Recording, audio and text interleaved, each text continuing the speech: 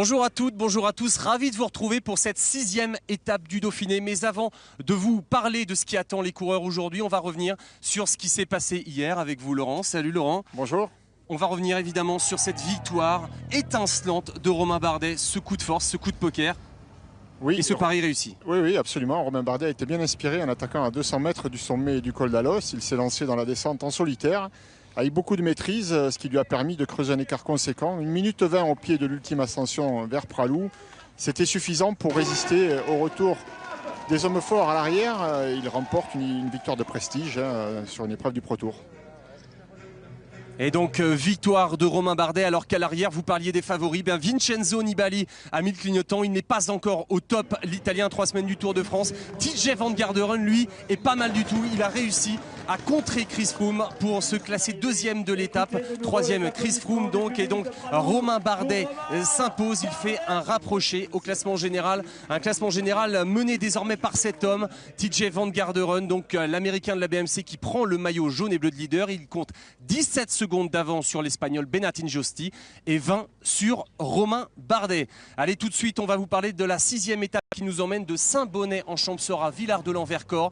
Depuis ce matin, il s'est passé énormément de choses. Départ complètement fou puisque Romain Bardet a attaqué, TJ Van Garderen, le maillot jaune et bleu, a attaqué et même Vincenzo Nibali. Alors on va tout de suite retrouver sur la route de ce Dauphiné, sur la moto, Cédric Vasseur. Salut Cédric, pour faire un point sur la situation de la course. Bonjour Nicolas et Laurent, bonjour à tous, ravi de vous retrouver à l'occasion de cette 6e étape du Critérium du Dauphiné. Et quelle étape! Vous avez raison, depuis le début, un scénario complètement incroyable ici avec des conditions météo difficiles comme vous pouvez l'apercevoir, de la pluie depuis le départ ce matin, et puis des attaques incessantes, des coups de force. On a vu Romain Bardet à l'attaque, on a même eu TJ Van Garderen, le maillot jaune à l'avant, et puis 4 hommes que je suis actuellement sont en train de tenter un coup de force sur la route du Critérium du Dauphiné, et pas n'importe quel homme. Vincenzo Nibali en personne, Alejandro Valverde, Rui Costa et Tony Galopin qui s'accrochent dans la roue des 3 coureurs. Ces hommes possèdent environ 3 minutes d'avance sur le groupe maillot jaune. Bref, vous l'avez compris, le Dauphiné est peut-être en train de se jouer aujourd'hui sur un coup de force, une réaction d'orgueil de champion. Oui, exactement Cédric, une étape de folie, un coup d'état. C'est énorme ce qui se passe aujourd'hui sur cette 6e étape, et pas la peine alors que Nasser Boigny lâche, il faisait partie du peloton de poursuivants. Pas la peine de vous pincer, vous ne rêvez pas, comme l'a dit Cédric. 5 hommes à l'avant, 4 hommes à l'avant, Vincenzo Nibali, Alejandro Valverde, Rui Costa et Tony Galopin. Ils étaient accompagnés de Tony Martin qui a lâché il y a quelques secondes, et donc ces 4 hommes ont encore 2 minutes 52 d'avance à 20 km de l'arrivée. Avec Laurence, on peut le dire, il a raison, c'est juste un coup de force, c'est un coup d'état. Oui, il suffit de regarder les dossards, des 4 coureurs qui sont dans le groupe de tête, tous terminent par le 1, c'est les leaders. Voilà, on a affaire là vraiment à des cadors du peloton, et ce qui est étonnant et surprenant, c'est qu'hier, ces 4-là ont été en difficulté à l'approche de Pralou. Ils ont craqué dans les 2 derniers kilomètres. Ils sont arrivés quasiment ensemble. Valverde a terminé 19e à 1,53 de Romain Bardet. Tony Galopin 21e à 1,53 aussi. Tout comme Rui Costa et Nibali à 1 minute 59, lui était 23e. Donc les 4 étaient ensemble hier au moment de franchir la ligne. Les voilà à nouveau groupés à l'avant aujourd'hui, mais cette fois dans un coup de force. Et surtout, ils font trembler le maillot jaune, qui pendant un temps a été accompagné de quelques coéquipiers. TJ Van Garderen a donc mené la poursuite avec ses hommes. Ils viennent de caler. On a aperçu Dylan Teuns, le dernier à s'être relevé. Et maintenant donc c'est cette équipe Saxo, probablement pour le classement par équipe, puisqu'elle est classée. Ils n'ont pas de coureur capable de briller au classement général, et du coup on se rabat sur ce classement par équipe très certainement du côté de Tinkoff Saxo. Ils sont 3e.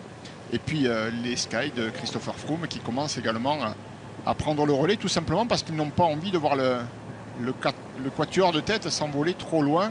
Mais pour l'instant, le maillot, tel que c'est parti, risque de changer d'épaule à nouveau aujourd'hui. Oui, puisque si on fait un point un petit peu sur la situation à l'avant et sur les places au général de ces 4 hommes, Alejandro Valverde est le mieux placé, 12e à 1,28 de TJ Van Garderen. Juste derrière lui au classement général, Vincenzo Nibali, le vainqueur du dernier Tour de France, 13e à 1,33. Tony Galopin, lui, est 23e à 2,22. juste derrière Rui Costa, 22e à 2,11. Donc le maillot jaune est sans doute parmi ces 4-là. Alors qu'à l'arrière, dans ce peloton, en tout cas ce qu'il en reste, on peut retrouver Romain Bardet, on peut retrouver Jean-Christophe Perrault, là sur la droite de la route. TJ Van Garderen, bien évidemment le leader de ce Dauphiné, maillot jaune et bleu. Christopher Froome également. Andrew Talansky, l'Américain vainqueur l'an dernier. On aperçoit Liuwe Vestra également. Et on remarque également le rictus de différents coureurs. Il fait froid. Nous sommes ici sur des plateaux, on est quand même à une certaine altitude, aux alentours des 1000 mètres, et il pleut, et beaucoup de coureurs ont revêtu l'imperméable, hein. Il fait froid, on les a sentis un petit peu frigorifiés, ils sont affûtés, on est à quelques semaines, quelques jours du départ du Tour, et ces conditions météo changeantes, après la chaleur d'hier, la pluie et le froid aujourd'hui, ça tétanise certains coureurs, ça n'a pas en tout cas tétanisé ces 4-là, hein, qui ont beaucoup d'orgueil. Voilà les dernières consignes de Philippe Mauduit à l'encontre de Rui Costa pour lui expliquer le final de la course. Et on retrouve Vincenzo Nibali à l'avant. Vincenzo Nibali qui a attaqué à de nombreuses reprises. Et c'est sous ses coups de butoir tout à l'heure que l'Allemand Tony Martin a été distancé. Alors que, vous le disiez là, Philippe Mauduit est en train d'expliquer à Rui Costa la topographie de ce final. Hier, on a été un peu surpris de voir Vincenzo Nibali, je disais, mettre le clignotant, en tout cas s'écarter, parce que ça voulait dire qu'il n'était peut-être pas au top. Et aujourd'hui, on le voit faire un coup énorme. Oui, les apparences étaient trompeuses hier. Nibali avait l'air à l'aise. Je l'ai d'ailleurs dit plusieurs fois. Il me semble aérien. Il a l'air d'être très à l'aise. Et d'un coup, il s'est écarté, il a inversé les rapports et il a fini en roue libre. En roue libre, c'était relatif. Bien sûr, pour monter, il fallait pédaler, mais sans faire trop d'efforts, comme s'il refusait de se mêler à la lutte dans ce final d'étape hier. Et aujourd'hui, je pense que c'est un sursaut d'orgueil. Alors peut-être était-il pas super finalement dans l'étape d'hier. Dans le final, peut-être a-t-il envie aussi de se retirer de la pression. C'est ce que j'ai pensé sur le coup en me disant, bon, s'il remporte ce Dauphiné en étant le vainqueur sortant du Tour, il se met une grosse pancarte dans le dos, il n'a peut-être pas besoin de ça, mais son coup de force d'aujourd'hui le replace à nouveau dans ce statut de grand favori pour sa succession sur le Tour de France, au même titre que Alberto Contador ou Christopher Froome. Et là, petit réglage. Petit réglage du dérailleur, justement. Vincenzo Nibali, on en parle. Comment se sentait-il ce matin? On va tout de suite avoir la réponse au micro de Cédric Vasseur. Vincenzo Nibali d'une humeur délicieuse. Non, les jambes ne sont pas à 100%. Quel objectif alors? Non, j'ai bien roulé, ça va, mais je ne suis pas en bonne condition. Voilà. Et bien comme ça, c'est clair, pour quelqu'un qui n'est pas en bonne condition, c'est pas mal du tout.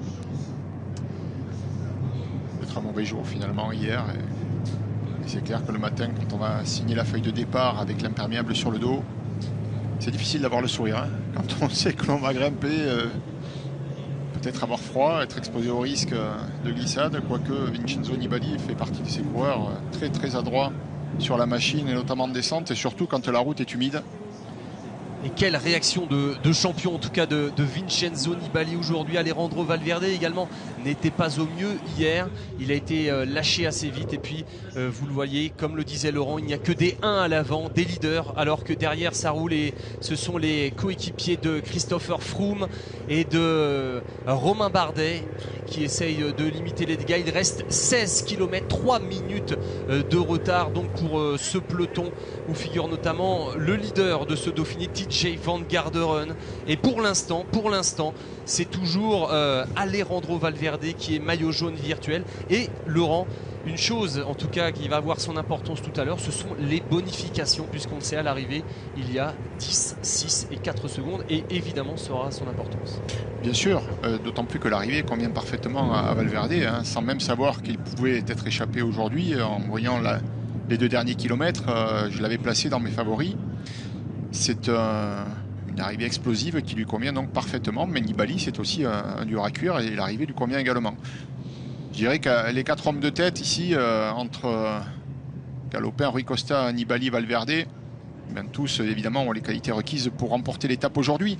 Mais il y a ces bonifications effectivement, et l'écart entre Valverde et Nibali au classement général, respectivement 12e et 13e, n'est que de 5 secondes. Et quand l'on sait qu'il y a 10, 6 et 4 secondes aux 3 premiers sur la ligne, évidemment, les bonifications auront leur importance. Si Nibali l'emporte et que Valverde termine second, pas de problème, il sera en jaune, à condition d'être dans la roue. Mais à l'inverse, si Valverde l'emporte, pas de problème non plus. De toute façon, il accroîtra son avance. Et les 4 hommes de tête à 15 km de l'arrivée, maintenant on les voit dans une descente assez sinueuse. On va tout de suite retrouver Cédric Vasseur derrière eux. Cédric, comment vous les trouvez? Comment est la route? Alors la route est toujours humide, messieurs, mais les 4 hommes continuent de se relayer. Je vous écoutais tout à l'heure. Sachez que parmi les 4 hommes qui se trouvent actuellement en tête de course, celui qui fait la meilleure impression et depuis de nombreux kilomètres, c'est bel et bien Vincenzo Nibali. Alors je ne sais pas s'il est dans une journée exceptionnelle ou s'il en a trop fait aujourd'hui, mais il est nettement au-dessus des 3 coureurs qui l'accompagnent. C'est lui qui a relancé en permanence cette échappée. Il est vraiment dans une journée aujourd'hui. Attention quand même aux 2 dans le final, parce que vous savez, avec des coureurs comme Valverde, Rui Costa et même Tony Galopin, tout est pour... On a vraiment affaire à ce qui se fait. Oui, Cédric, on a un petit peu de mal à vous entendre puisque vous êtes dans les gorges. Et donc vous le voyez, Tony Martin là qui vient d'être repris, avalé par le peloton, une trentaine de coureurs dans ce peloton. L'écart toujours important. Ils ont réussi à réduire l'écart. Tout à l'heure, on était monté à 3 minutes 30 au sommet du col du Rousset.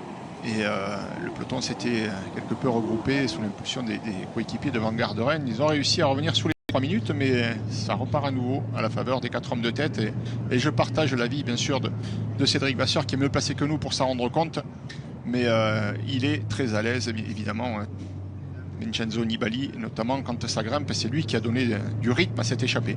Et là c'est Tony Galopin qui fait la descente, Tony Galopin qui est en train de partir. On a vu tout à l'heure le coureur français de l'équipe Lotto Soudal un petit peu en difficulté, lâché quelques kilomètres avec Tony Martin qui vient d'être repris et lâché par le peloton.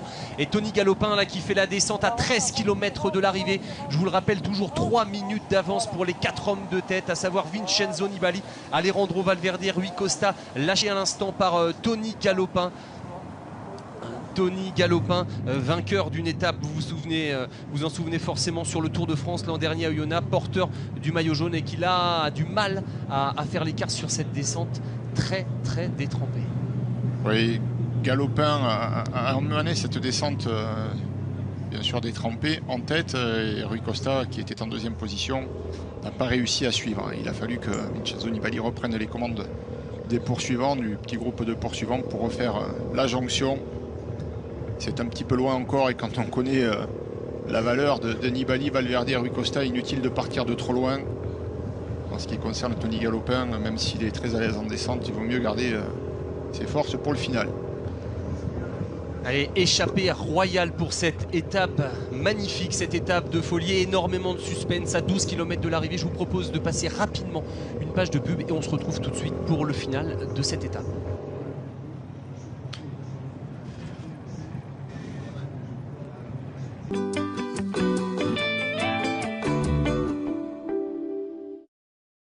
Excuse-moi, quand je serai grand, je me marierai avec toi et on aura 5 enfants. Je crois que ça ne va pas être possible. Si ça va être possible. L'Opel Zafira Tourer avec son système d'assises Flex 7, avec 1 plus 5 places. Le meilleur de la qualité allemande. C'est une allemande. L'Opel Zafira Tourer 7 places est à partir de 299 € par mois, sans apport, sans condition. Portes ouvertes ce week-end. Oh, la belle vie. Avec René Coste Viager, vendez votre maison tout en restant chez vous et profitez d'une rente à vie pour continuer d'avoir des projets. Appelez au 0810 500 600. 0810 500 600 pour une étude personnalisée. René Coste Viager. La belle vie.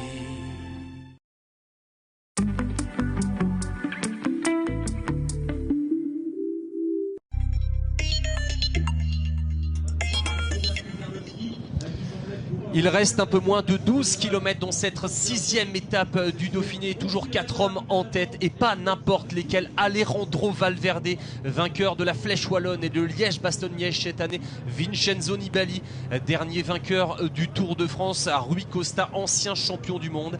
Et Tony Galopin. le coureur français notamment vainqueur d'une étape sur le dernier Paris-Nice. C'est Vincenzo Nibali là qui accélère à nouveau. Vincenzo Nibali, Cédric Vasseur nous le disait, vraiment grosse impression Cédric, et c'est reparti pour Nibali. Tout à fait, confirmation avec la 10e attaque au moins de Vincenzo Nibali depuis un bon nombre de kilomètres. Le coureur italien a vraiment des fourmis dans les jambes. C'est lui qui essaie de redonner en permanence une impulsion. Les coureurs se trouvent à ce moment sur un léger faux plat montant et on voit que pour certains coureurs, dont Tony Galopin, c'est un petit peu plus compliqué. Mais il va falloir garder un petit peu d'énergie pour les 2 derniers kilomètres. Ouais, le problème, c'est qu'en agissant de la sorte, il incite les 3 autres à la méfiance. Nibali démontre qu'il est peut-être le plus fort et du coup on hésite à le relayer. On se dit bon, le général finalement peut-être que ça peut être intéressant pour quelques-uns mais pas forcément pour tous, et on pense plutôt à la victoire d'étape, mais il est clair que quand l'on voit encore l'état de fraîcheur de Nibali, ça va être compliqué tout à l'heure de le distancer. Valverde a une belle pointe de vitesse quand ça grimpe comme ça, il peut être le plus dangereux. Et je vous propose de faire un point sur les classements des maillots distinctifs avec TJ Van Garderen toujours avec le maillot jaune et bleu, mais ce maillot ne tient plus qu'à un fil puisqu'Alejandro Valverde ou Vincenzo Nibali pourraient lui prendre dans environ 11 km. Nacer Bouhanni toujours porteur du maillot vert, classement par points. Daniel Teclemano toujours meilleur grimpeur, et Romain Bardet qui porte le maillot du meilleur jaune, le maillot blanc. Et Alejandro Valverde là et Vincenzo Nibali qui discutent un petit peu. Ça se regarde, Laurent, parce que là ces 4-là, vous le disiez, ce sont des spécialistes, et avec l'arrivée ici à Villard-de-Lans avec une rampe d'environ 2 km, ça peut convenir à ces 4-là. Ça peut convenir évidemment à un puncher, comme alors qu'il y a une attaque là d'un coureur de l'équipe Tinkoff Saxo S Kieserlowski, qui est pourtant pour l'instant le mieux classé au général dans cette équipe. Oui, mais c'est surtout la démonstration qu'il n'y a plus beaucoup de cohésion en tête du peloton. C'est très désorganisé et du coup on préfère changer de rythme. Et c'est TJ Van Garderen en personne qui vient dans la roue de ce coureur. TJ Van Garderen là qui se retourne et ça ne suit pas alors qu'il y a des coureurs distancés. Christian Kers-Sorensen, Jean-Christophe Perrault, Christian Kers-Sorensen. Et là on voit le maillot jaune et bleu justement qui essaye de revenir, alors que les Sky eux reviennent au train. Pas de panique pour l'instant, ou alors c'est que Chris Froome n'est pas en capacité de prendre la roue de l'américain de la BMC, et devant ça continue toujours 3 minutes d'avance à 10 km. J'ai l'impression que Chris Froome a du mal à supporter quand les étapes sont comme ça baignées dans les orages, la pluie. Il est tellement affûté. Il me semble que tout à l'heure on l'a aperçu à moitié grelottant en train de s'alimenter en conséquence. Il me semble que c'est pas des conditions qu'il affectionne, contrairement par exemple à Nibali ou Valverde, qui ça dérange beaucoup moins en tout cas. Et énormément de dégâts à l'arrière du peloton. Et alors Cédric, j'ai l'impression que la pluie se calme à l'avant de la course. Oh oui, au moment même où les 4 hommes de tête vont passer sous la banderole arrivée 10 km, un petit rayon de soleil a fait son apparition, ça fait vraiment du bien, mais vous pouvez l'apercevoir, hein, les 4 hommes de tête ont enlevé manchette, ont enlevé maillot superflu, donc la température n'est pas vraiment mauvaise. J'ai l'impression que les 4 hommes pensent évidemment à la victoire d'étape, avec 2 coureurs qui sont peut-être aussi un peu plus focalisés sur le classement général, avec Vincenzo Nibali et Valverde, donc ça peut évidemment jouer dans les derniers kilomètres. Oui, et là toujours TJ Van Garderen qui est en train de mener ce peloton avec Kieserlowski, le coureur de l'équipe Tinkoff Saxo dans sa roue, et Chris Froome, on le voit toujours avec ce regard baissé. Regarde-t-il son capteur de puissance? Je pense que oui, toujours Monsieur Watt on va l'appeler. Et Romain Bardet bien placé dans la roue du coureur anglais, le leader de l'équipe Sky. Là il n'y a plus d'équipier, hein. C'est un peu chacun pour sa peau, hein. On fait comme on peut évidemment.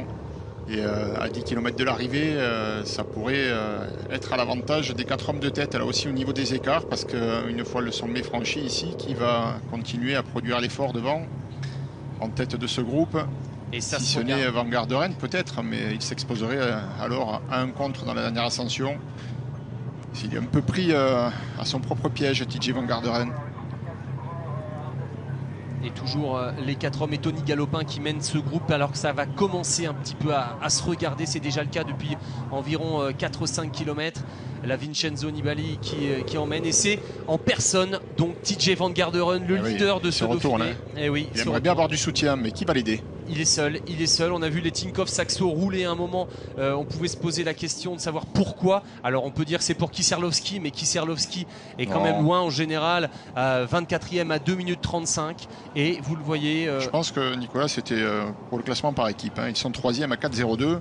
Et les équipes leaders, c'est le Team Sky. Et en deuxième position, la Movistar. Et Movistar, à la présence de Valverde à l'avant, ils n'ont pas grand-chose à espérer sur ce critérium du Dauphiné, les Tinkoff Saxo. Pas de leader capable de remporter le général, pas de coureur capable de remporter une étape. Vous l'avez dit avec Kieserlowski qui est quand même largement dépassé quand ça arrive au sommet. Et du coup, le classement par équipe, c'est tout ce qu'il leur reste. Et c'est important pour une équipe de remporter un classement sur une course. Et ça attribue des points aussi au classement mondial. Donc je pense que c'était la véritable explication. Allez, si vous nous rejoignez, on va faire un point sur cette course et sur cette étape haletante à 9 km de l'arrivée. 2 minutes 50 d'avance pour ces 4 hommes. Vincenzo Nibali, Tony Galopin, Alejandro Valverde et Rui Costa. 2 minutes 50 d'avance sur un peloton où figure TJ Van Garderen, le maillot jaune et bleu, le leader de ce Dauphiné, Christopher Froome, Andrew Talansky et Romain Bardet. Romain Bardet qui, comme l'ensemble des coureurs, craignait cette étape. On ne pensait pas vivre ces scénarios, mais en tout cas, on va écouter tout de suite Romain Bardet. C'était ce matin. Avec le mauvais temps, voilà, on va avoir des scénarios de course, je pense, décousus. On faudra bien rester attentif, mais ça peut encore créer des brèches. Vous êtes revenu dans la course pour le classement général. 20 secondes, c'est rien du tout. Oui, 20 secondes, c'est rien. Voilà, il y a beaucoup de prétendants qui sont encore pas très loin. Donc voilà, je pense qu'il y a beaucoup de courses, notamment aujourd'hui avec les mauvaises conditions. Intelligent et clairvoyant et visionnaire, encore une fois, Romain Bardet qui est très fort sur le vélo. Attention, alors qu'il y a une attaque à l'arrière devant probablement l'un des frères Yates qui a déjà attaqué ce matin. On va tout de suite avoir la confirmation. Alors après, entre Simon et Adam, je vous laisserai reconnaître. Mais oui, il me semble qu'il est trop grand celui-là. Ils sont tout petits, les Yates. Et là, ils sont... Pour les reconnaître, c'est sûr que déguisés en... Et dans les gorges en plus. Avec les imperméables notamment, c'est pas facile. Décor magnifique pour cette 6e étape du Dauphiné avec dernier écart 2 minutes 44 à 8 minutes. À 8 km de l'arrivée. Ne cherchez plus, le vainqueur de l'étape est là. Ce sera forcément un grand coureur. Oui, le futur maillot jaune aussi. Et le futur maillot jaune. Oui, là c'est plus possible évidemment de ramener l'écart. Ah oui, c'était bien Yates. Oh là là, parce qu'il a grandi depuis hier. Vous me faisiez pas confiance, non. Ah oui, mais c'est parce qu'il a arrosé toute la journée, il a grandi. Je peux me tromper, mais vous voyez, en tout cas Simon Yates là qui le frère d'Adam Yates qui a passé d'ailleurs en tête le sommet du col de la Croix-Haute tout à l'heure, col de 2e catégorie. Donc vous voyez déjà à l'attaque alors qu'il ne reste plus qu'une dizaine d'hommes dans ce groupe. Et John Gadret qui est là, et TJ Van Garderen qui donne tout, mais je pense que l'Américain doit le savoir, son maillot jaune il ne le remettra pas aujourd'hui mais il a un comportement quand même très respectueux envers ce maillot jaune. Il fait le boulot, enfin il le défend tout seul maintenant, il n'a plus de coéquipier et il réduit l'écart. Donc vraiment il se donne là dans cette portion ascendante. Probablement qu'il va le perdre, c'est même certain, mais il veut le perdre avec fierté, j'ai envie de dire, en tout cas en le respectant, en faisant le travail nécessaire pour le défendre jusqu'au bout. Oui, et on l'a vu d'ailleurs, TJ Van Garderen très très bien hier, 2e de l'étape derrière Romain Bardet. TJ Van Garderen qui aime ces portions là, vous voyez, de faux plats montants, ces portions roulantes. Pour lui, le rouleur, l'excellent coureur en contre-la-montre, TJ Van Garderen qui mène ce peloton, si on peut appeler ça ainsi, d'une dizaine d'hommes. Et les 4 hommes de tête toujours là, qui poursuivent leur marche en avant avec... désormais à 7 km de l'arrivée. On se marque un petit peu aussi dans ce groupe maintenant. On pense à la victoire d'étape. Et notamment Valverde se méfie bien sûr de Nibali. Il sait que si Nibali le devance, il doit absolument terminer 2e et dans la roue pour être en jaune tout à l'heure. Il pense peut-être même à remporter l'étape, Valverde. Du coup, on en garde un petit peu sous la pédale et ça profite au peloton maillot jaune qui reprend du terrain. Et pour sauver son maillot jaune, Van Garderen il doit quand même arriver et se présenter sur la ligne à moins d'une minute 18. Puisqu'avec les bonifications, le premier étant Valverde, s'il veut assurer, il doit revenir à moins d'une minute 18. Donc autant vous dire qu'en 7 km, c'est pas possible. Et pour le général, attention, puisqu'on a vu Simon Yates à l'attaque. Simon Yates, 6e à 43 secondes de TJ Van Garderen, l'Australien, alors qu'il y a une accélération là de TJ Van Garderen. Andrew Talansky qui essaie de profiter. Andrew Talansky, oui. Je me trompe entre Américains, mais vous l'avez compris. C'est l'ancien maillot jaune, l'ancien vainqueur du Dauphiné. Et voilà, c'est ce que j'évoquais tout à l'heure. Une fois le sommet franchi, qui roule maintenant? Si Van Garderen continue à rouler en tête, l'écart peut peut-être se stabiliser. Mais si on commence à se regarder, il n'y a plus de coéquipiers pour rouler. Il y a bien deux garçons de la Movistar, mais Valverde étant devant, ils ne vont pas rouler. Ça y est. Oui, mais lui... Ça roule. Alors là, il va falloir m'expliquer pourquoi... il essaie justement de partir à l'avant comme l'a fait Simon Yates, mais il ne veut surtout pas mener avec lui et dans sa roue Van Garderen. Oui, mais il y a le coureur de l'équipe Lotto Soudal qui attaque, qui accélère, alors que Tony Galopin est à l'avant. En même temps, c'est gagné à l'avant. L'écart est fait. Oui, et puis il faut se rendre compte également qu'avec ces conditions-là et en plein effort, on n'a pas toujours la lucidité de bien réfléchir. Il est arrivé lancé, il s'est dit j'y vais, et puis voilà, le temps que ça monte au cerveau, ça a pris une fraction de seconde et il a couplé son effort. C'est Thies Binot, le jeune belge de l'équipe Lotto Soudal, le prodige qui a fait 5e du dernier Tour des Flandres. Alors qu'on voit là, voilà exactement ce que vous disiez, Laurent. Ça se regarde, TJ Van Garderen. Il retourne Binot. TJ Van Garderen un peu seul, puisque tout à l'heure ses coéquipiers ont fait le travail, et ça y est, ça part. Thies Binot, le coureur de l'équipe Lotto Soudal, avec deux coureurs de l'équipe Movistar au marquage pour Alejandro Valverde. Chris Froome dans la roue de TJ Van Garderen. Ça bouge à l'arrière et ça devrait bientôt bouger à l'avant aussi. Oui, ce qui est étonnant, c'est que l'écart continue de se réduire, alors qu'ici on ne roule plus très fort. On temporise, on s'attaque, on perd du temps quand on agit de la sorte. Et on va bientôt arriver dans les 5 derniers kilomètres et on va tout de suite aller voir Cédric Vasseur pour faire un point sur la situation à l'avant. Et ça va commencer, Cédric, à se regarder et probablement à attaquer.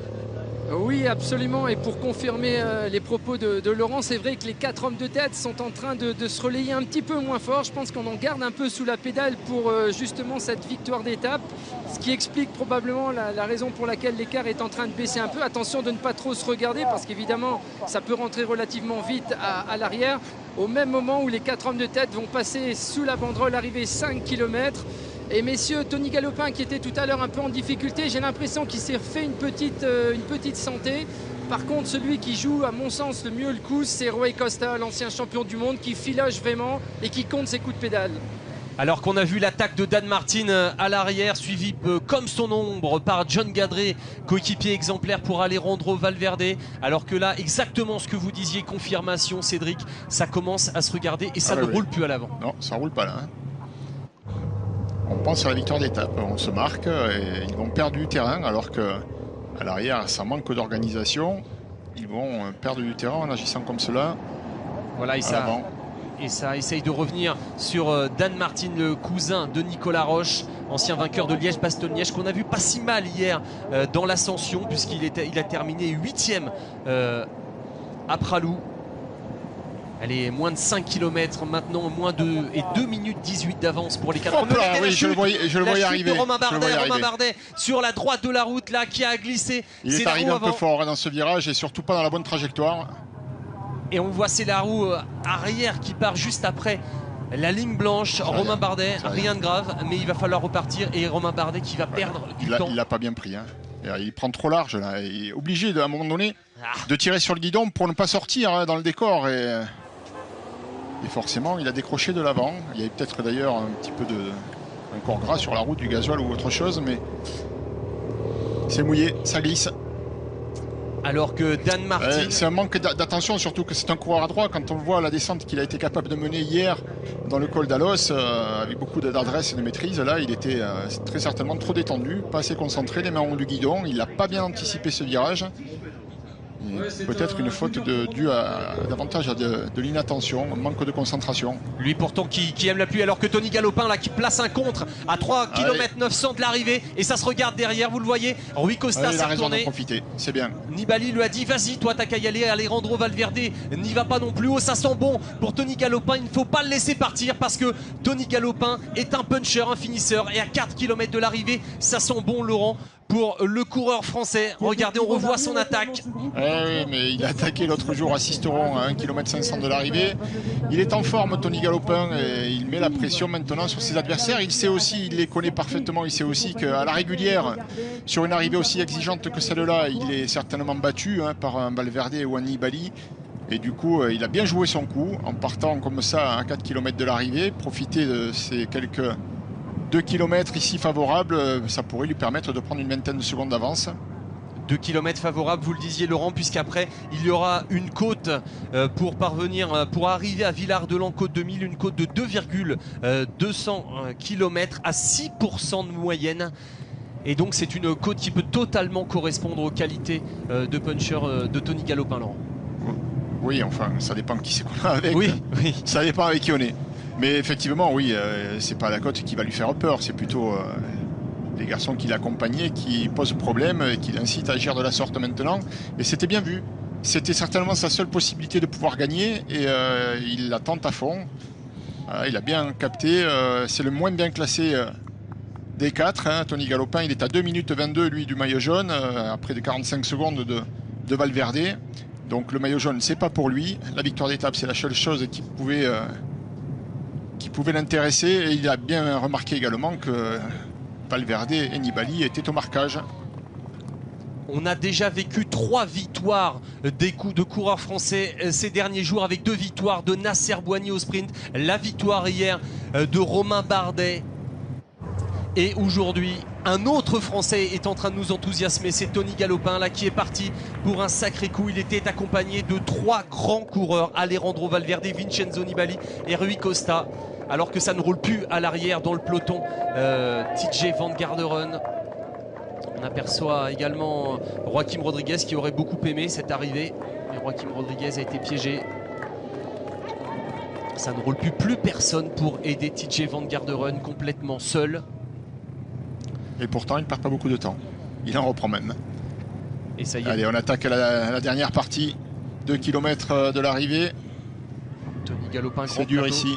On va voir si Tony Galopin garde justement ce grand plateau, ce 53 dents dans cette montée. Il gardera pas jusqu'au bout là. Peut-être pas. Non, mais... Le principal, c'est pas d'arriver sur le grand plateau, c'est de Non, c'est d'arriver devant, oui, bien sûr. Alors que là, on voit le groupe Martin Gadré et Binot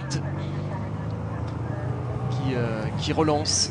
Mais la présence de Galopin à l'avant va obliger les 3 autres derrière à se découvrir de plus loin. S'ils veulent remporter l'étape, il faut prendre des risques. Nibali notamment, s'il veut gagner, il doit prendre le risque d'essayer de distancer tout le monde. Et sortir Valverde, ce sera pas simple. Et là, c'est le peloton, le groupe TJ Van Garderen, Christopher Froome, Purito Rodriguez et Romain Bardet. Je vous rappelle cette information, Romain Bardet ne fait plus partie de ce groupe maillot jaune, puisque le Français, le leader de l'équipe AG2R, la mondiale, 3e jusqu'ici du classement général, a chuté dans une descente. Rien de grave pour Romain Bardet. Il est pas loin, il est pas loin Galopin. Ils peuvent aller le chercher. Une centaine de mètres, 1,5 km, ça va le faire Laurent, ça va le faire pour Tony Galopin. C'est long. Parce que derrière, ça ne roule pas. Nibali. Ça y est. Il va Nibali. Vincenzo Nibali, ça y est, c'est Valverde, parti. Il bouge pas, il est cuit Valverde. Et Cédric Vasseur nous le disait, Vincenzo Nibali faisait forte impression. Cédric, un mot, vous êtes juste devant le requin de Messine qui vient d'attaquer et qui est en train de reprendre Tony Galopin. Quelle attaque de Vincenzo Nibali qui va revenir très rapidement sur Tony Galopin au même moment où Alejandro Valverde se fait distancer. Vraiment, Vincenzo Nibali confirme l'impression qu'il nous avait fait. C'est peut-être lui le plus costaud de ce quatuor. Oui, c'est sûr. Il a distancé tout le monde. Il est revenu sur Tony Galopin en 4 coups de pédale. Est-ce que Tony aura su temporiser un petit peu, en garder sous la savate pour prendre la roue? Pas sûr. Mais l'attaque était cinglante ici, de Nibali avec un gros braquet. Il a regardé de l'autre côté et voilà. Pas grand chose à faire quand... Et ça y est, Vincenzo Nibali qui part, exactement la confirmation de vos impressions, Cédric et Laurent. Vincenzo Nibali, il est sans doute de l'homme le plus fort aujourd'hui. Oui, l'étape et maillot jaune. L'Italien qui s'échappe. On l'avait vu en légère difficulté hier, on l'a vu s'écarter. On comprenait difficilement, on se disait qu'il était en rodage pour le Tour. Et bien voilà la réaction d'un grand champion, vainqueur du dernier Tour de France, Vincenzo Nibali, qui sort de 2 semaines en préparation au Volcan Teide 2 à Tenerife. Son entraîneur Paolo Slongo nous disait qu'il avait perdu 1 kilo et qu'il allait encore en perdre. Et bien en tout cas, il est déjà performant, Vincenzo Nibali, au terme d'une étape passionnante. Ouais, il a perdu 1 kilo, mais il va gagner les courses. Et il va prendre le maillot jaune, en effet. Oui. 1 km 300 désormais pour l'Italien là qui est en train de s'envoler. Et nos consultants nous le disaient, Cédric Vasseur, Laurent Jalabert, avec leurs précieuses analyses, ils le disaient, ils le sentaient que c'était l'homme le plus fort. Et Cédric donc à l'avant avec Vincenzo Nibali qui s'envole et personne ne résiste. Oui, impossible de résister au rouleau compresseur de Vincenzo Nibali. Et je vous le disais, hein, il a au moins attaqué une dizaine de fois ses compagnons d'échappée. Et aujourd'hui, sur cette dernière montée, c'est lui le plus puissant. Hein. Alejandro Valverde n'a rien pu faire. Tony Galopin a bien joué le coup. Et même si Rui Costa est en train d'essayer de limiter la casse au moment où Nibali passe sous la flamme rouge, ça devrait être suffisant pour remporter cette étape et faire coup double aujourd'hui. Moins d'1 kilomètre pour Vincenzo Nibali maintenant, alors qu'à l'arrière, TJ Van Garderen, ça c'est le peloton maillot jaune entre deux. Il y a 3 hommes, c'est-à-dire Rui Costa. Allez, Van Garderen fait l'effort jusqu'au bout. Hein. Il va chercher la Beñat Injusti. Beñat Injusti jusqu'ici 2e du classement général, évidemment. Tout ça va bouger grâce ou à cause de cet homme Vincenzo Nibali qui s'envole. Il lui reste environ 700 mètres, Laurent. J'espère que Romain Bardet a pu revenir, hein. On ne l'aperçoit pas dans ce groupe, en tout cas je ne le vois pas pour l'instant au fond. Si au fond, regardez sur la droite de la derrière route. La voiture, exactement. derrière la voiture, là-bas tout au fond. Romain Bardet qui va revenir pour limiter les dégâts, mais le classement général va être chamboulé tout à l'heure, alors que Chris Froome là, c'est parti pour la patinette de Chris Froome qui tourne les jambes. Chris Froome pas si convaincant que ça. La moulinette alors. J'ai dit la patinette, ça patine, ça mouline, mais en tout cas sur ces routes détrempées. Voilà, ça y est, Chris Froome qui se lève et qui se remet en danseuse, mais il sera loin de Vincenzo Nibali qui s'envole. Et Nibali, l'homme du jour, hein, sans aucun doute, hein. Il a fait un grand numéro tout au long de cette étape. Attention, on nous annonce un écart de 5 secondes entre Nibali et Rui Costa. Et le retour de Rui Costa sur Nibali, on va découvrir ça sur les images. Ouais, c'est pas fait, mais il reste une dizaine de mètres entre le Portugais, l'ancien champion du monde, et Vincenzo pour la Nibali. victoire d'étape, hein, attention là, s'il revient Rui Costa, il a le moral au beau fixe évidemment. Nibali l'a vu, ça le fait douter aussi. Mais pour le maillot jaune, de toute façon, ce sera bien Nibali. Cédric, Rui Costa est en train de revenir sur Nibali là, à 300 mètres de l'arrivée. Et oui, il a Vincenzo Nibali en point de mire et Nibali est en train d'essayer de relancer à moins de 300 mètres. Je vous laisse commenter, ça va être serré, messieurs. Rui Costa est revenu dans la roue Nibali. Ouais, il a l'avantage Costa, hein. Il a vu qu'il est revenu et il a mis le doute sur Vincenzo Nibali. Pas facile de changer de rythme quand on est repris comme ça. Ce final est à l'image de cette étape énorme. Et Rui Costa là qui est en train de déposer Vincenzo Nibali après l'effort. L'ancien champion du monde, le Portugais de la Lamprey qui va s'imposer ici à Villard-de-Lans. Quelle victoire pour Rui Costa ici, le Portugais. Ah oui, c'est pas follet, hein. On le voyait pas, mais il était là derrière, pas loin. Et deuxième place. Déçu, Nibali quand même, et c'est immense. D'où il sort. Et Rui Costa qui peut montrer ses liserés de champion du monde aujourd'hui, c'est une victoire en champion devant un autre grand champion, Vincenzo Nibali, le vainqueur du Tour de France, alors que Tony Galopin et Alejandro Valverde vont en finir et essayer d'imiter les dégâts. Valverde va essayer de prendre la bonif. 4 secondes encore pour le troisième ici sur la ligne. C'est toujours ça de prix. Et Alejandro Valverde, troisième de cette étape. Tony Galopin, très belle étape de Tony Galopin qui n'a rien à se reprocher. Quatrième, le Français, le leader de l'équipe Lotto Soudal. Alors que c'est Simon Yates, là l'Australien, pardon, l'Anglais de l'équipe Orica Green Edge. C'est un pistard qui est en train d'en finir lui aussi. Et on va... Il est bien revenu lui par contre, hein, parce qu'il est sorti l'homme de tête avec 2 minutes 30. Il va finir à 1 minute 20 environ. Il a fait un bon retour. Ouais, c'est vrai qu'on s'est beaucoup regardé quand même à 5 km de l'arrivée pour les 4 de tête. Et Nibali qui termine second de cette étape sera en jaune tout à l'heure et surtout Il a fait beaucoup d'efforts aujourd'hui, il a donné du rythme à l'échappée à longueur de temps, en relançant, en attaquant à plusieurs reprises et probablement que dans le final, tous ces efforts parasites lui sont restés dans les jambes, lui qui se dit ne pas être encore à 100%. Et Dan Martin qui en termine à son tour, 6e place pour le cousin de Nicolas Roche, leader de cette équipe, en tout cas co-leader de cette équipe Garmin Cannondale. Très très belle 7e place pour John Gadré et Tinius Binot. Alors lui, décidément, il sait tout faire. Les pavés autour des Flandrés aujourd'hui, 8e à Villard-de-Lans. Alors qu'on voit Chris Froome qui ont fini désormais à son tour avec Injusti et TJ Van Garderen qui perd son maillot jaune. C'est quasi officiel, on peut le dire. L'Américain ne sera plus leader. Laurent, oui. Puisque c'est désormais Vincenzo Nibali. Robert Kieserlowski à son tour. Et on voit Andrew Tallants qui est un peu décevant aujourd'hui. Mais il a d'autres objectifs. Avec Wilco Kelderman ici. Purito, Joaquim Rodriguez.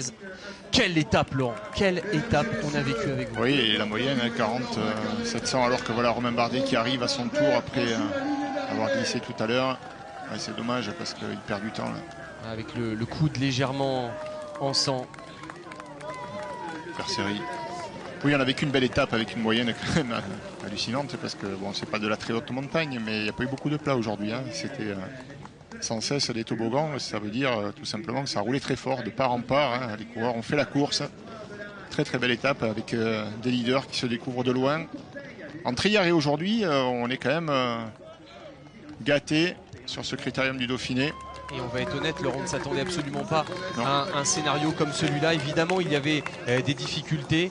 Il y avait 6 difficultés, notamment un col de première catégorie. Mais ils ne s'attendaient absolument pas à voir ça. Rui Costa qui lâche Vincenzo Nibali, le vainqueur du dernier Tour de France, l'ancien champion du monde.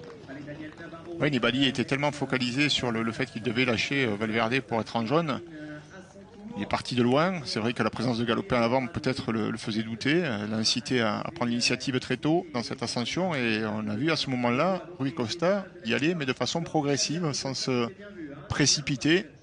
Il a bien dosé son effort et est revenu au moment où, justement, quand vous rattrapez quelqu'un dans les 300 derniers mètres, il n'a plus la capacité de changer de rythme. Hein. Nibali devait avoir les jambes tétanisées par l'effort et il n'était plus capable à ce moment-là d'inverser une tendance très défavorable. Et donc il s'incline face à l'ancien champion du monde Rui Costa. Et Christopher Froome qui en termine.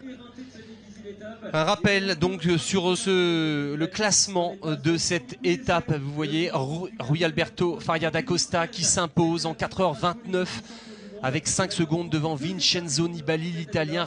Alejandro Valverde est 3e à 38 secondes. Tony Galopin 4e dans la roue de l'Espagnol. Simon Yates à 1h24, 5e place. 6e place pour Dan Martin. John Gadré 7e, le français de l'équipe Movistar à 1h48, Tiz Benot 8e à 1h59, Christopher Froome 9e à 2 minutes 12 de Rui Costa et Injusti est 10e. TJ Van Garderen 11e. Et c'était juste pour Nibali parce que Adam Yates là, qui est sorti et qui est venu mourir à 1h24, c'était quand même le 6e du classement général. Hein. Simon Yates, pardon, pas Adam. Et vous donc, le voyez. Oui, c'était juste. Hein. J'ai été champion du monde et je suis un champion. Voilà ce que semble nous dire Rui Costa. Et on peut être totalement d'accord avec lui. Lui aussi est un grand champion. Et il va falloir se méfier de lui, évidemment, dans un peu plus de 3 semaines pour le Tour de France. Vincenzo Nibali qui a été un petit peu décevant aujourd'hui. Et aujourd'hui, il s'est testé. Vincenzo Nibali, donc nouveau leader de ce critérium du Dauphiné. Il compte 29 secondes d'avance sur Rui Costa. 30 sur Alejandro Valverde, 35 sur Simon Yates. TJ Van Garderen est 5e, 42 secondes. Benat Injusti 6e à 57 secondes. Christopher Froome est 7e. Tony Galopin, premier français, est 8e. Et donc la formation, Laurent, c'est que Romain Bardet, après sa chute, sort de ce top 10. Oui, c'est vrai que l'étape un peu folle d'aujourd'hui, malheureusement, lui a fait perdre pas mal de positions. Et surtout cette chute, oui, à 5 km de l'arrivée. Un moment très inopportun, ne lui a pas permis de revenir à hauteur de ceux qui l'accompagnaient au moment de sa chute. Voilà le nouveau leader, donc Vincenzo Nibali, qui pourra compter sur une équipe, je pense, solide, avec Taramae, avec Scarponi, notamment quand ça va grimper. André Risco qui a l'air très bien également sur ce critérium du Dauphiné. Et puis la grosse difficulté, ce sera l'étape de demain. Déjà au niveau de la récupération pour tout le monde, est-ce qu'on aura suffisamment bien récupéré? Et puis elle est certainement la plus difficile de ce qui reste pour le week-end. Allez, je vous propose de voir une autre vision de la course. Si vous savez qu'il y a des caméras embarquées sur ce critérium, comme de plus en plus de courses, eh bien, je vous propose de découvrir la vision un petit peu, de savoir ce qui se passe pendant la course. C'était hier, en attendant la réaction du vainqueur du jour, Rui Costa.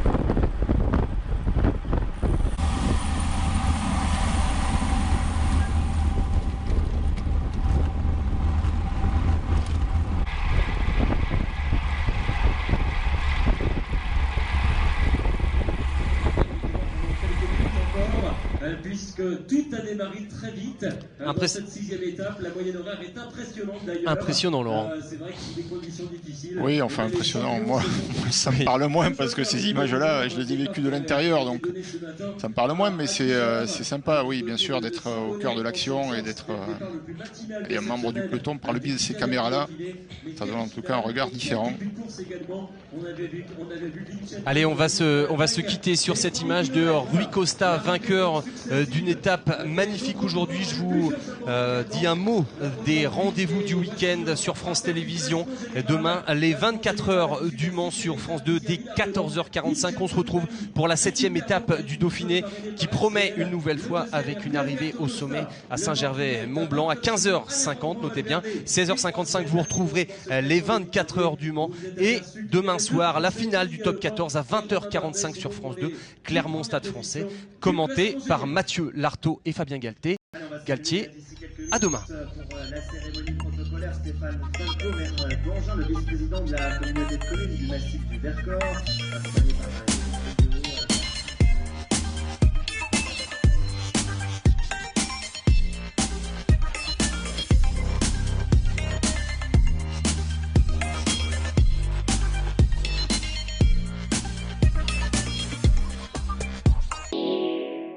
C'était toutes les émotions du cyclisme sur France 3 avec Akena Véranda. Akena Véranda pour s'agrandir la vie. C'était le cyclisme avec Alltrix.com, spécialiste vélo et running sur Internet.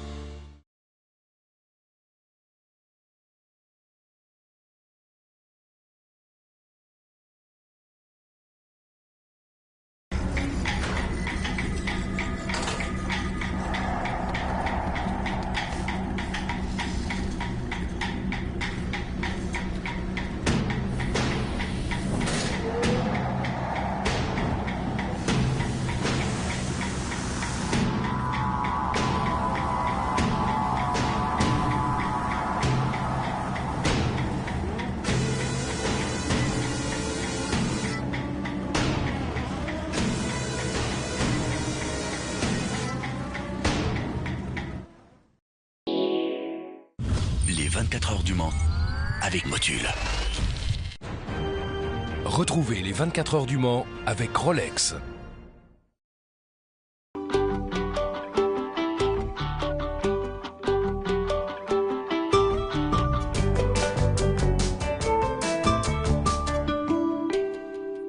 France 3.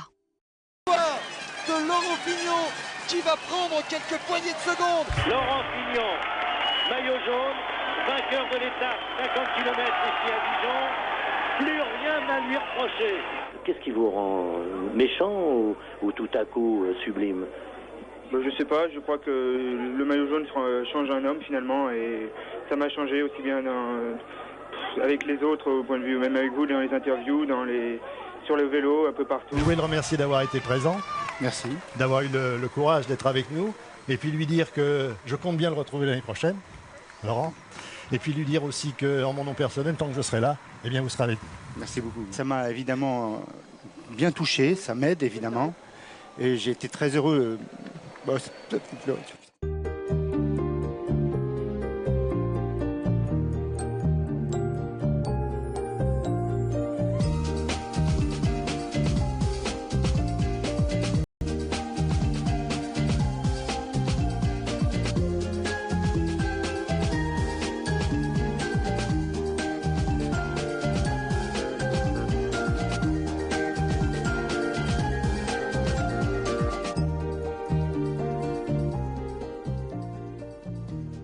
J'ai passé un bac de sciences naturelles, un bac D, et j'ai commencé une année de fac.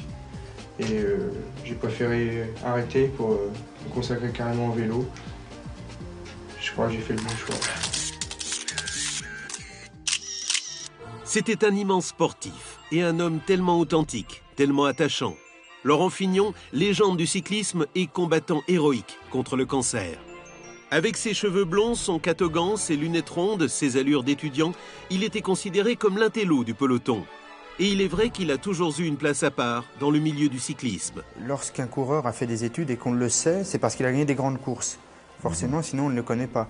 Donc il y a beaucoup de coureurs, je ne vais pas dire énormément, peut-être pas tant qu'on le croit, mais il y a un bon nombre maintenant qui ont fait des études mais qui n'ont pas gagné de grandes courses. Donc on ne le sait pas et on ne s'y intéresse pas. Mais c'est plus courant qu'on le croit, hein, croyez-moi. Et il y a des coureurs qui ont fait beaucoup plus d'études, qui sont certainement beaucoup plus intellectuels que moi, mais qu'on ne le sait pas. Avec son caractère bien trempé, cet éternel battant était armé d'une franchise et d'une sincérité qu'on lui reprochait parfois. Eddy Merckx a dit que vous ne méritiez pas d'être champion parce que vous ne faisiez pas la vie d'un champion, vous ne meniez pas la vie d'un champion. Qu'est-ce que ça veut dire ça? Vous sortez le soir, vous écoutez de la musique, vous avez envie de rigoler avec des copains de temps à autre, c'est incompatible? Si c'est incompatible, qu'est-ce que je devrais gagner? Je me le demande bien, mais oui, j'adore sortir, j'adore faire la fête, mais quand je fais mon métier, je le fais comme il faut et je crois que je le prouve actuellement. Quant à ce que dit Merckx, j'en ai rien à fiche. Arrogant pour certains, honnête et attachant pour les autres, avec à son actif un palmarès prestigieux. 76 victoires, dont 2 Tours de France et un Giro, le Tour d'Italie. Mais c'est une défaite mythique qui le fait entrer dans la légende du sport. Son Tour de France 1989, perdu pour 8 petites secondes face à Greg LeMond. Attention, il reste maintenant, 15. Dans 4 secondes, il lui restera 10 secondes. Voilà, 10 secondes, 9, 10 secondes pour 8, 200 mètres, pas possible. 7, 6, si c'est vraiment 5, 4, 3, 2, 1, top. Laurent Fignon a perdu le Tour de France 89. Une défaite qui va définitivement lui octroyer une place à part dans le cœur des passionnés de la Grande Boucle. Avant qu'il n'émeuve la France entière avec l'annonce de son cancer. Son dernier combat qu'il va perdre, foudroyé par ce satané crabe, à 50 ans seulement. C'est à Paris, dans le 18e arrondissement, que Laurent Fignon voit le jour le 12 août 1960. Un titi parisien qui ne grandit pas dans la capitale, mais en pleine nature. Ses parents déménagent rapidement à Tournant-en-Brie, en Seine-et-Marne. Laurent Fignon est un élève sérieux, mais comme tous les enfants de son âge, il aime s'amuser. Et déjà tout gamin, il n'aime pas perdre. Je me souviens, ma mère me disait que j'avais jamais marché. Dès que j'ai pu me mettre sur mes jambes, j'ai couru. C'était déjà une forme de compétition, pratiquement. C'est à 15 ans qu'il s'initie au cyclisme en montant sur un vélo fabriqué par son père. J'ai fait du vélo, mais simplement en amateur pour mon plaisir. Et mon fils a couru d'ailleurs avec ce vélo-là, sa première course qu'il a gagnée. Il a gagné sa première course? Sa première course, oui, il l'a gagnée. Et j'ai lu qu'il avait pris le départ avec un vélo qui n'était pas tout à fait un vélo de compétition. Si, c'était un vélo de course qui m'appartenait, disons, et il a couru 1 an avec. S'il n'aime pas perdre, Laurent Fignon est avant tout un guerrier, un combattant. Il aime prendre des risques, et ça paye. Chez les juniors, il remporte notamment le championnat d'Île-de-France en 1978, et quand il signe à l'Union sportive Créteil, il traîne déjà derrière lui une réputation de garçon au mental d'acier. Mon but était d'abord de gagner des courses, quelles qu'elles soient, après les meilleures possibles, les plus belles, mais j'aurais jamais imaginé ce que pouvait être la pression des médias, la pression tout court, même d'une course, d'un enjeu, jamais j'aurais imaginé. C'est à seulement 21 ans, lors du championnat du monde avec l'équipe de France amateur, qu'il attire l'attention de Cyril Guimard, l'un des plus grands professionnels du cyclisme à l'époque. Je suis là pour faire un certain travail, essayer de le faire le mieux possible et surtout de mettre tous les coureurs de l'équipe dans les meilleures conditions pour qu'ils puissent exprimer leurs qualités, leurs possibilités au plus haut niveau. En 1982, il est recruté par Guimard dans dans une prestigieuse équipe dont la vedette se nomme Bernard Hinault. Son premier grand succès, il le signe au Grand Prix de Cannes.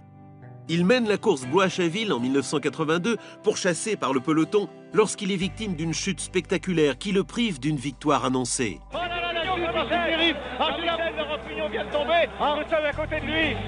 Jean-Michel. Oui, Laurent Fignon vient de faire une chute. Je ne sais pas comment ça se fait. Il reste à terre, il ne se relève pas. On n'a pas le temps d'avoir peur. Je crois que c'est a posteriori quand je vois l'image, mais sur le coup, j'ai vraiment pas eu peur. Je me suis rien fait pratiquement. Quand on est par terre, on se dit quoi? On se dit c'est fini? Bah oui, j'étais abattu, on est abattu. Enfin, je me souviens plus très bien, c'est quand même assez vieux. Ouais, j'ai même pas voulu repartir parce que contrairement à ce que dit Jean-Paul Olivier, j'avais pratiquement 50 secondes d'avance. Donc j'avais le temps de prendre un vélo, de repartir. J'ai jamais voulu partir. Bon, j'étais trop abattu. Pour moi, la course était terminée. C'est le début d'une grande aventure pour Laurent Fignon, 22 ans, qui va très vite apprendre comment s'imposer parmi les géants de sa discipline. Il faut bien faire sa place.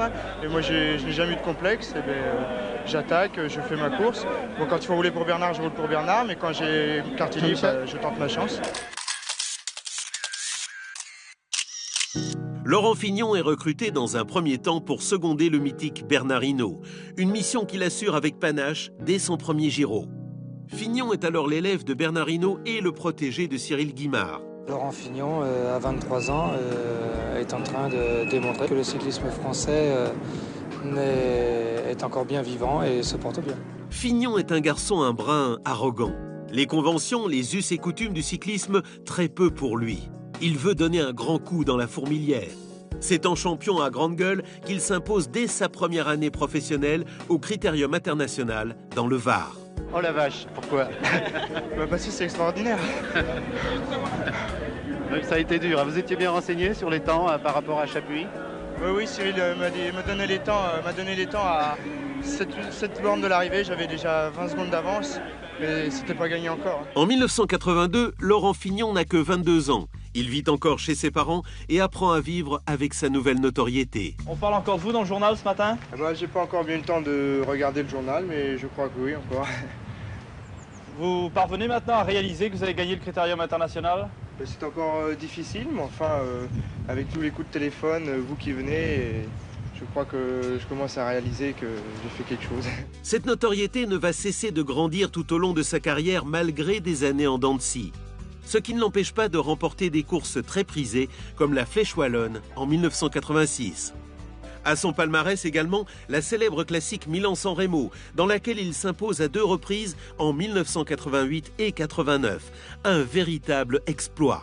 Lorsqu'un coureur vient de gagner une grande course avec un peu de panache ou en montrant qu'il était le plus fort, les autres, c'est vrai, sont un peu plus inquiets vis-à-vis de lui. Et il y a un certain respect qui se met en place, mais ça peut vite être renversé. Il faut savoir que ça tourne très vite, les choses.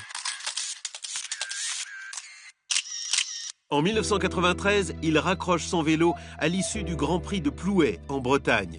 Qu'est-ce qui vous a incité à mettre un terme à votre carrière? Le fait d'abord que j'ai très envie de faire du vélo, ça c'est la meilleure raison qui soit. Et puis il me semblait que c'était un âge raisonnable pour arrêter. Il veut surtout oublier le vélo et ce milieu où il ne s'est pas toujours senti très à l'aise, notamment à cause d'un fléau qui court depuis des années, le dopage. On n'y a pas tous échappé, malheureusement. Moi, j'y ai pas échappé, parce que quand on est pris dans les us et coutumes de son métier, bien d'un seul coup, on se rend plus compte. Il est contrôlé positif à 2 reprises au cours de sa carrière. Je peux rien vous dire de plus. Le dossier était entre les mains de mon avocat et je ne veux pas entraver ses démarches ni ça. Donc je peux rien vous dire de plus, c'est tout. C'est la 2e fois que vous êtes convaincu de dopage. Je ne veux rien vous dire de plus, c'est terminé. Pour la première. Merci. Je crois que Laurent Fignon, qui a été contrôlé quand même sur l'ensemble du Tour d'Italie, du Tour de France et de l'ensemble des épreuves depuis un certain nombre de temps, a démontré qu'il n'avait pas besoin d'amphétamine pour remporter des grandes courses. Pendant longtemps, Fignon a nié s'être dopé. Un jour, Marc Gomez a ouvert sa valise, sa soi-disant valise, devant les journalistes. On en a fait une montagne, mais il a juste montré les vitamines, les fortifiants, toutes les choses que n'importe quel sportif prend. Et ça a fait un scandale. Non, je crois qu'il faut démystifier ceci. Jusqu'au jour où il s'est livré dans une autobiographie débordante de sincérité. Ça s'appelle « Nous étions jeunes et insouciants ». C'est donc que dans cette époque, on faisait plein de choses sans trop réfléchir. Et malheureusement, il y avait cette partie sur le dopage que l'on ne considérait pas comme une triche. On était conditionné à travers ce métier qui avait tout ce défaut déjà, la tricherie. En 1986, il doit abandonner le Tour de France. C'est la première fois, mais pas la dernière.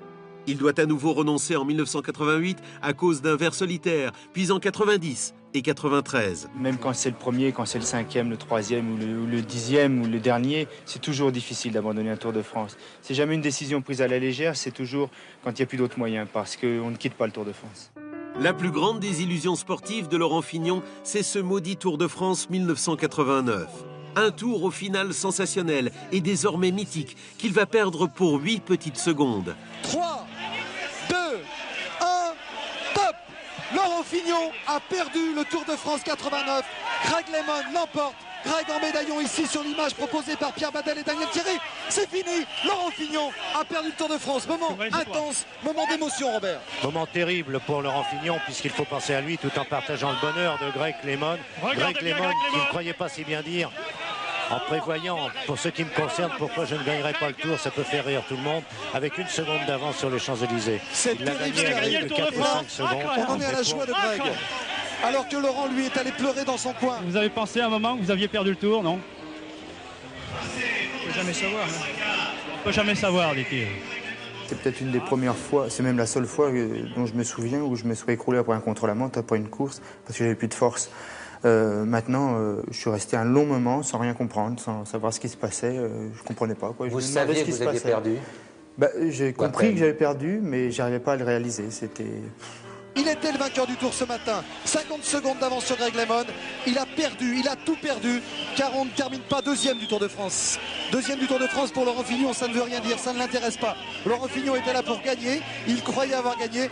Il vit là, c'est sûr, Jacques, le moment le plus dur de sa vie peut-être. On ne fait jamais le deuil d'un événement aussi violent, dira Laurent Fignon à propos de cette grande boucle 1989. Pendant longtemps, il refusera de regarder ces images et d'en parler. Jacques dit sûrement des choses très gentilles à Laurent. Il lui arrache un sourire. C'est peut-être sur cette image qu'on va se quitter. Pourtant, cette défaite injuste le fait rentrer dans la légende du cyclisme. Même si, bien sûr, il avait déjà intégré le panthéon des sportifs préférés des Français depuis ses victoires dans le Tour de France. Entre le Tour de France et Laurent Fignon, ce fut une longue et belle histoire d'amour. Celle-ci avait commencé comme dans un conte de fées en 1983. Son mentor, Bernard Hinault, est blessé et ne participe pas à la grande boucle. Fignon n'a qu'une idée en tête, finir dans les 10 premiers. La chance est de son côté. Le leader de la course, Pascal Simon, se blesse. Il est contraint à l'abandon. Des chutes, il en arrive tous les jours, mais Pascal Simon est un très grand coureur, il aurait peut-être gagné le Tour. C'est moi qui reprends le flambeau, mais c'est la course, c'est dommage pour lui, mais tant pis. Je pense que Laurent Fignon a de grandes chances de l'emporter, parce qu'il a très bien passé la journée de haute montagne aujourd'hui. Demain, il aura une journée de récupération. Comme c'est un super rouleur, il risque de limiter encore dans le contre-la-montre de Dijon. Laurent Fignon, maillot jaune, vainqueur de l'étape, 50 km ici à Dijon. Plus rien à lui reprocher. Bravo, le Tour. Il y aura beaucoup de monde autour de Laurent. Il faut le laisser respirer un peu. Est-ce que vous commencez à réaliser que vous gagnez le Tour de France? Je crois que maintenant que c'est bien parti et demain je pense pas qu'il y ait de problème. Merci. Les hommes arrivent place de la Concorde. Premier tour, première victoire.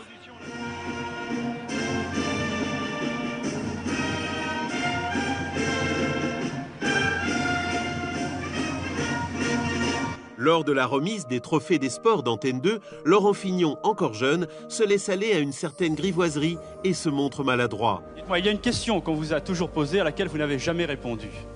Le Tour de France vous a-t-il rapporté beaucoup d'argent?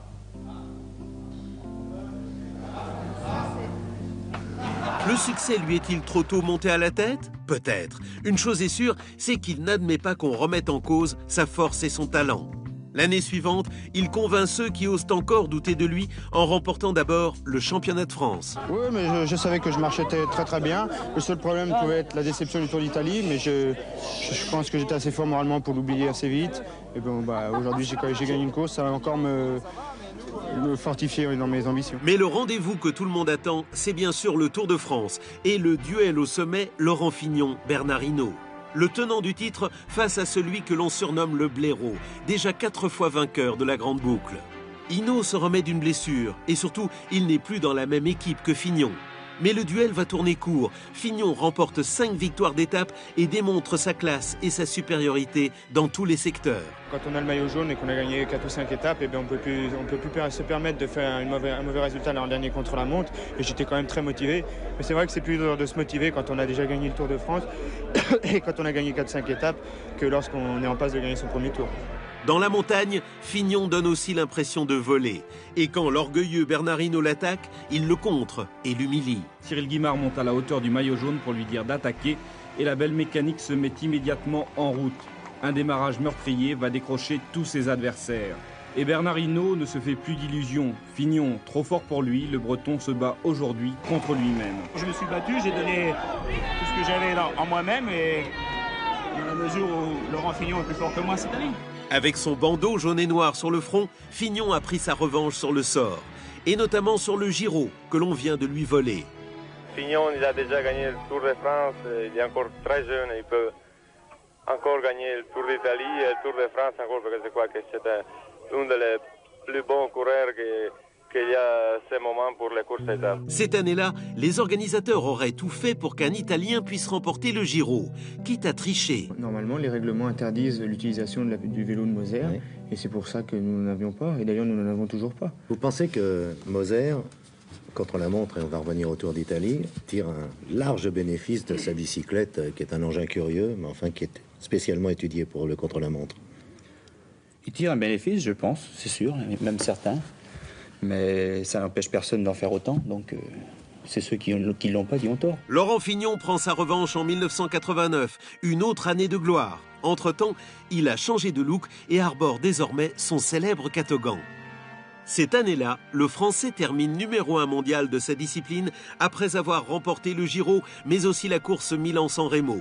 Et cette fois-ci, les Italiens ne se trompent pas. J'ai toujours aimé le Tour d'Italie, c'est une course formidable où on peut bien se préparer pour le Tour de France, on peut en même temps faire la course pour gagner. On est très bien reçu, c'est une belle course, malheureusement parfois entachée de petites irrégularités, mais cette année c'était très régulier et j'espère que ça va continuer jusqu'à demain. 1989, c'est aussi sa victoire dans le Grand Prix des Nations avec un record à la clé, plus de 45,6 km/h. Ça fait du bien de battre les autres de quelques secondes. Hein. Bon, que ce soit d'une seconde ou de 40, l'essentiel c'est de gagner, c'est pas vraiment le temps qui compte. La fin de la saison, c'est Paris-Tour, Tour le mardi. Oh, oui, bien sûr, mais enfin bon, faut déjà profiter de ce que l'on gagne pour l'instant. Hein. En 1991, Laurent Fignon, qui est en conflit avec Cyril Guimard, décide de rejoindre l'équipe du champion italien Gianni Bugno.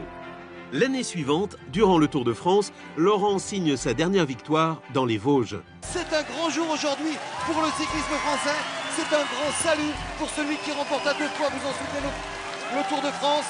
Laurent Fignon, acclamé, ovationné par le public de Mulhouse.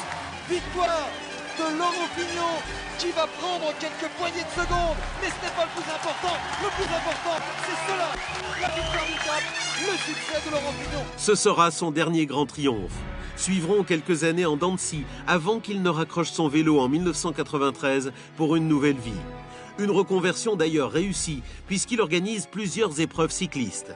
On a eu les pires difficultés pour mettre en place ce Paris-Nice, mais maintenant ça y est, c'est en place, donc il n'y a plus de problème. Il fallait que ça parte, voilà. C'est parti, c'est bon. Laurent Fignon monte un centre cyclosportif dans une région qu'il adore par-dessus tout, les Pyrénées. Il se rend régulièrement à Bagnères de Bigorre, au pied du Tourmalet. C'est là également qu'il se marie avec Valérie en mai 2008. C'est là encore qu'il ira se ressourcer après l'annonce d'un mal terrible que la France entière va découvrir stupéfaite en 2009. Laurent Fignon annonce qu'il souffre d'un cancer des voies digestives. Il n'a que 49 ans. J'ai commencé il y a 2 semaines, j'ai fait ma 2e chimio mardi et comme vous voyez ça va à peu près bien. Comme ça peut aller quand on fait ce traitement puisque c'est un traitement très lourd. J'ai que la fatigue, j'ai pas tous les autres effets négatifs, donc écoutez, je m'en tire pas trop mal. En révélant sa maladie, Laurent Fignon sait aussi qu'il s'expose à un amalgame facile, dopage et cancer. Non, il n'y a aucun lien qui est établi. On ne peut pas dire non plus aujourd'hui que ça l'a pas favorisé.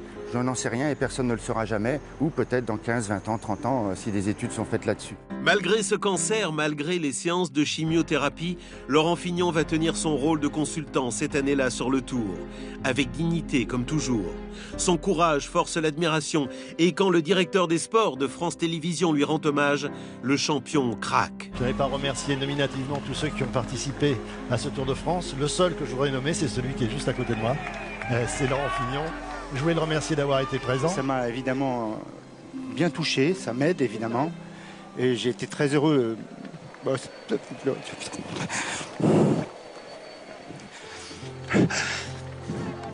La France entière est au bord des larmes.